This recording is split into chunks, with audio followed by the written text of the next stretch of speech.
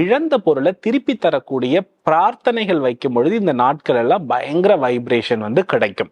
அதுல குறிப்பா இந்த பூச நட்சத்திரம், பௌர்ணமி, ரேவதி நட்சத்திரம் இந்த 3 நாள் இருக்கு இல்லைங்களா, இது ஃபேண்டாஸ்டிக்கான ரிசல்ட்டை கொடுக்கக்கூடியது. இப்ப நம்ம என்ன பண்ணணும்னா, நம்ம வீட்டு பூஜை அறை அல்லது பூஜை அறை ஹால் இருக்குதான்றத பார்த்துக்கோங்க. ஃபர்ஸ்ட் வந்து என்ன பண்ணணும்னா, ஒரு வாழை இலை. ஃபர்ஸ்ட் என்ன பண்ணணும், ஒரு வாழை இலை.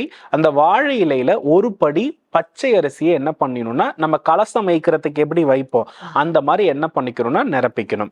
நிரப்பிட்டு அந்த பச்சை அரிசியில வந்து வைத்திருக்கக்கூடிய பவளம் அல்லது குன்றின் மணியை வைத்தா போதுமானதாக இருக்கும். எதோடு? பச்சை அரிசியோடு. என்னை பொறுத்தவரை 100% பவளம் இருந்தா பெட்டர் அப்படின்னு தான் நான் சொல்லுவேன்.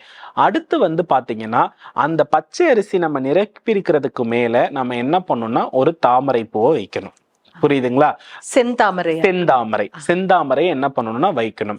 அந்த செந்தாமரையை நல்லா மலர விட்டுட்டு, செந்தாமரை மலர்ந்ததற்கு பிறகு அதோடைய மத்தியம பாகத்துல என்ன பண்ணணும்னா, நம்ம வீட்டுல வச்சிருக்கிற அந்த சிறு தங்கத்தை வைக்கணும். நான் சொல்ல வர்றது புரியுதுங்களா? இது நல்லா கவனிச்சுக்கணும். சந்திரன் என்பது பச்சை அரிசி, அது வந்து நீரினுடைய மாற்று வடிவம். புரியுதுங்களா? தாமரை என்பது அதுல வந்து மகாலட்சுமி உறைந்திருக்கிறது, பூச நட்சத்திரத்தின் குறியீடு. அதுல உள்ள இருக்கிற தங்கம் தான் மகாலட்சுமி. நான் சொல்ல வர்றது புரியுதுங்களா?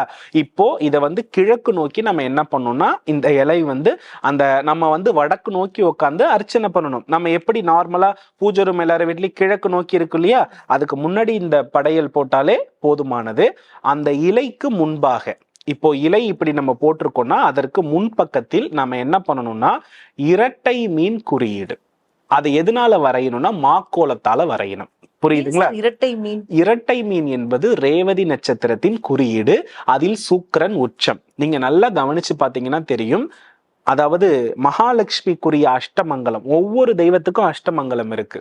சிவனுக்குரிய அஷ்டமங்கலம்னு இருக்கு, அம்பாளுக்குரிய அஷ்டமங்கலம்னு இருக்கு, மகாலட்சுமிக்கு அஷ்டமங்கலம் இருக்கிறது, பெருமாளுக்கு இருக்கிறது. ஒவ்வொரு தெய்வமும் அது மகிழ்ந்து வளரக்கூடிய குறியீடுகள் இருக்கிறது. அந்த அஷ்டமங்கலத்தை பத்தி தான் நம்ம பணஈர்ப்பு விதி வகுப்புல எல்லாம் எடுக்கிறோம்னு சொல்லியிருக்கோம். நம்ம அப்புறம் சொல்லலாம். அதுல மகாலட்சுமிக்குரிய அஷ்டமங்கலங்கள்ல பூரண கும்பம், கண்ணாடி, விளக்கு, நந்தி பகவான், இப்படி நிறைய சொல்லிக்கிட்டே நம்ம போகலாம். அதில் ஒன்று இரட்டை மீன். அதில் ஒன்று என்ன? இரட்டை மீன். அந்த இரட்டை மீன் நீங்க பண்டைய மன்னர்கள், அதுவும் குறிப்பா அந்த மதுரை பக்கம்லாம் போய் வீடை நம்ம பார்த்தோம்னா தலைவாசல்ல 2 மீன் இருக்கிறத நம்ம கண்டிப்பா பார்க்க முடியும். அந்த இரட்டை மீன் அப்படின்னாலே நமக்கு செல்வத்தை கொடுப்பதுதான்.